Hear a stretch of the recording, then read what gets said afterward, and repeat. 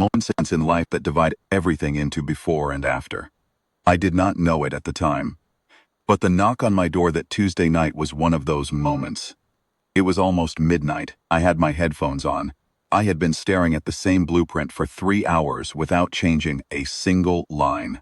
I was not in a good place that week. I had been avoiding people, avoiding the world, keeping my head down, and staying busy so I would not have to feel the quiet parts of my life. But the knock came again. Something made me get up and answer the door. She was standing in the hallway, pale, hair slightly damp from the rain outside. Still in her work clothes at midnight, like she had not had a single moment to breathe since morning. Her name was Elena. She lived 2 doors down. We had nodded at each other in the elevator maybe a dozen times. I knew she had a daughter. I knew she worked long hours. That was everything I knew about her. She looked at me and said, "I know we don't really know each other. I know it's late. I'm sorry. I just need a favor, a really big one." And I stood there in my doorway, looking at this woman I barely knew. Reasons I still cannot fully explain. I said yes before she even told me what the favor was. Act 1. The favor. She came inside. I made tea. She sat at my kitchen table with both hands wrapped around the mug, not drinking it, just holding it. I sat across from her and waited. I have learned that sometimes waiting is the most useful thing you can offer someone. She said, "My daughter Lily is 7 years old. She is the most important thing in the world to me. I need you to understand that first."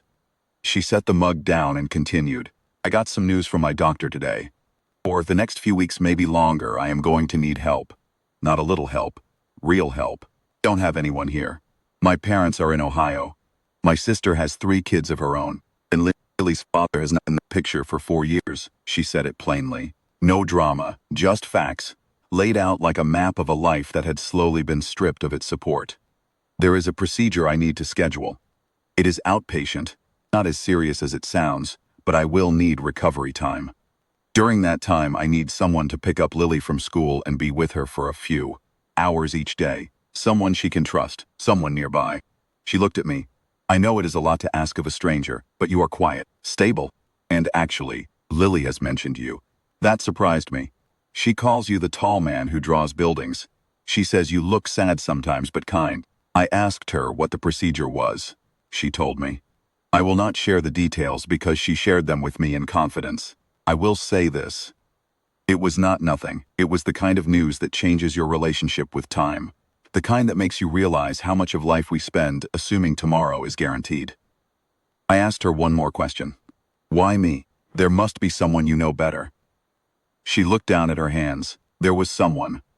My closest friend here moved to Seattle 8 months ago. After that, I just stopped building new ones.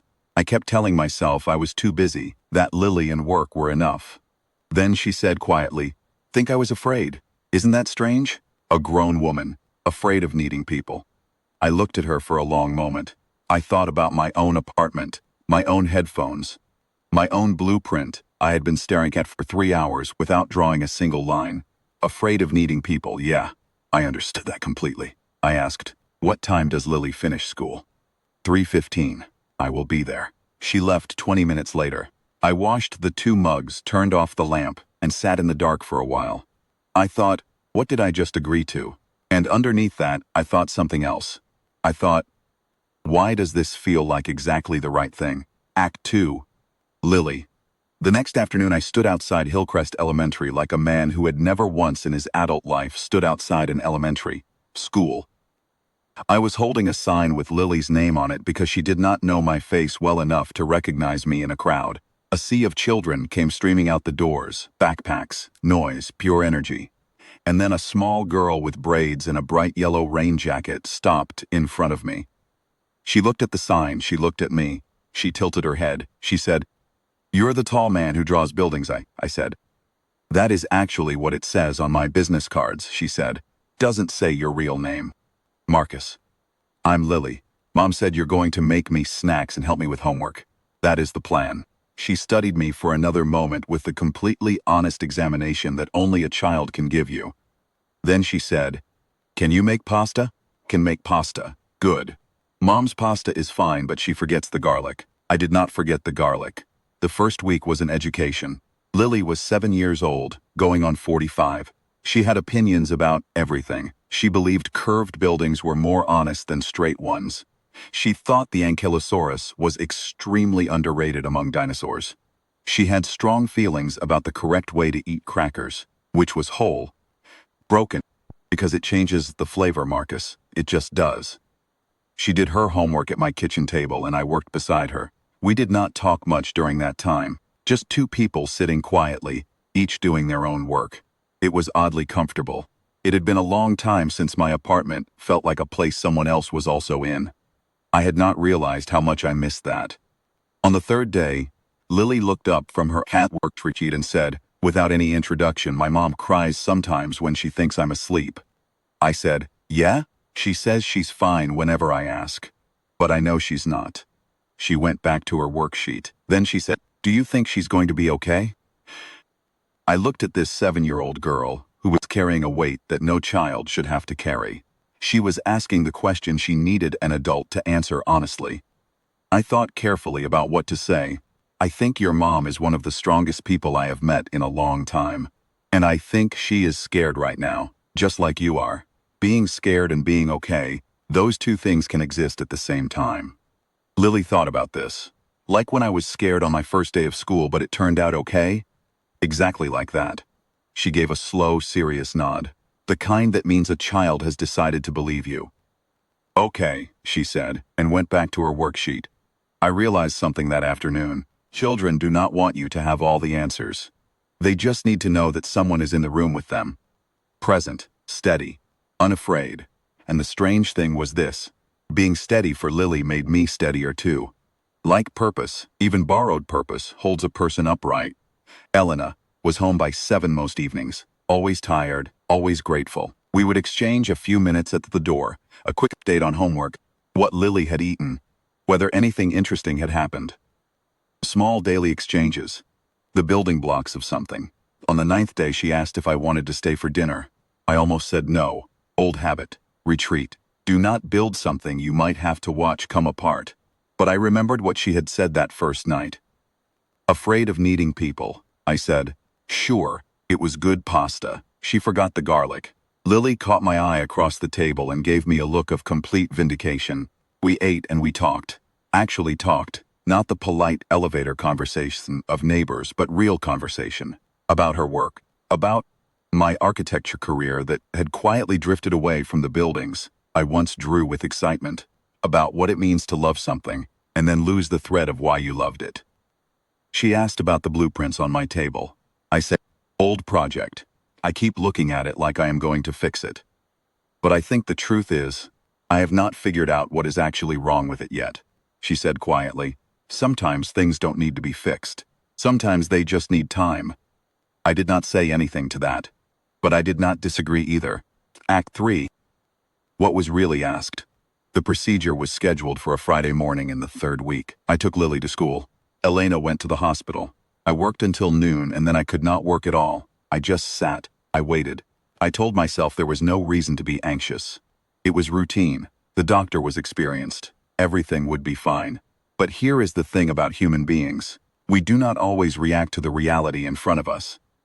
Sometimes we react to the echoes of old fears, old losses. My wife's name was Claire. 2 years ago she went in for what was also supposed to be routine. Procedure her doctor had done hundreds of times. She did not come home. I am not telling you this for sympathy. I am telling you because it is the truth of why I had been keeping the world at arm's length. Why the headphones, why the blueprints I never finished, why the apartment that had been very, very quiet. I was terrified of caring about someone again. And somewhere in the last 3 weeks, in the pasta and the homework and the garlic and Lily's opinions about dinosaurs, I had made the mistake of doing exactly that. Then my phone rang. It was Elena, she said. It went well. I'm in recovery. They said I can go home this afternoon. I sat down slowly. I let out a long breath. Good. That is really good. Are you okay? You sound different. I'm fine. I am really glad it went well. There was a pause. Then she said, Marcus, thank you, not just for today, for all of it.